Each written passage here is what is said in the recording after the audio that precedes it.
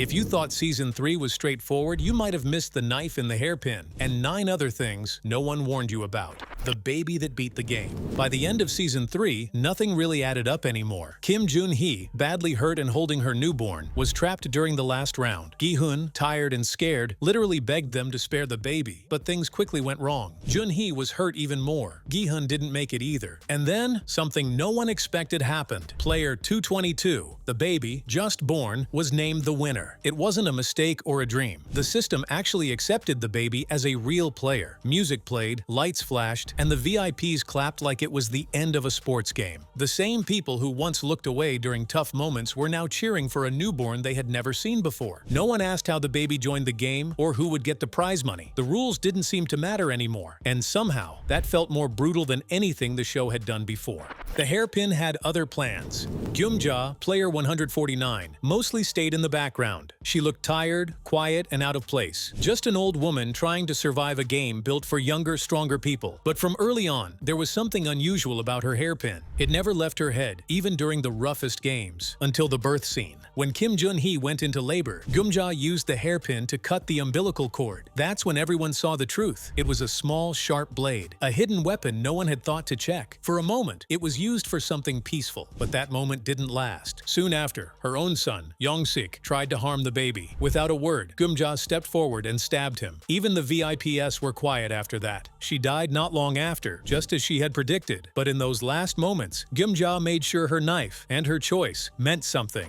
Hollywood just joined the bloodbath. Squid Game has never been subtle, but the final scene of Season 3 took things to a whole new level of twisted. The camera pans across downtown Los Angeles, past neon signs and tired faces, until it lands on something completely unexpected. Kate Blanchett, standing on Skid Row, playing Dakji. Not a look-alike, not a sound-alike, the actual two-time Oscar winner, flipping paper tiles and smiling like she's handing out movie flyers. But this isn't casting for a film, it's recruiting for death games. No one explains why she's there. No one even reacts. She plays the slap game with a desperate man, leaves him stunned with a red card, and walks off like she's late for a red carpet. Just like that, Squid Game goes international, with a Hollywood face leading the charge. It's the most polished corporate version of evil the show has ever served, and the message couldn't be clearer. This isn't just a South Korean nightmare anymore. The games are growing, the stakes are higher, and now even A-listers want a piece of the blood. The song was never just a song. In the jump rope game, players had to cross a narrow glass bridge while a giant rope swung over their heads. It looked like a classic children's game, with 2 large dolls spinning the rope and a soft nursery rhyme playing in the background. But the song wasn't just for show, it was warning them. Each line of the rhyme matched what happened next. One part talked about turning around, and right after, a player gave up and turned back, only to fall. Another line mentioned touching the ground. Not long after, someone tripped and hit the floor below. It kept going like that. Most players didn't catch on. They were too busy trying not to fall, but the game was telling them everything. But the worst part is, it sounded so calm. The maze was dressed in disguise. During the maze game in Season 3, players were split into 2 teams, those who had to escape and those sent to stop them. The runners were given colorful keys. The hunters were given knives. But these weren't normal tools. Both were covered in sparkles, wings, and plastic jewels. They looked more like toys than weapons, almost like something from an old cartoon. If you've ever watched a magical girl anime from the 90s, it would feel familiar. The keys and knives were shaped like wands from shows like Sailor Moon or Cardcaptor Sakura. At first it was funny, deadly tools disguised as toys. But the joke didn't last long. As players started using them, the glitter and bright colors made the violence even harder to watch. Something that looked so playful was now being used to survive. It felt like the game was laughing at the audience, turning childhood memories into something sharp. The choice was never fair. In the 4th episode, Gi-hun was forced into one of the show's most disturbing decisions. Only a few players were left, and the baby, just born moments earlier, was still alive. The front man handed Gi-hun a knife and gave him 2 options. He could kill the remaining players and leave with the baby, or he could do nothing and let the others kill him, the baby, and anyone else who stood in the way. The setting made things worse. The arena looked like a train track, complete with flashing lights and a signal that marked the start. It wasn't just a design choice. It was a reference to the trolley problem, the famous thought experiment where one life must be traded for others. Gi-hun wasn't a philosopher, and this wasn't a classroom. The stakes were real, and time was running out. No matter what he chose, chose. Someone had to die. And in a game that claimed to offer fairness, this choice showed just how cruel and fake that promise really was. The circle was never just a shape.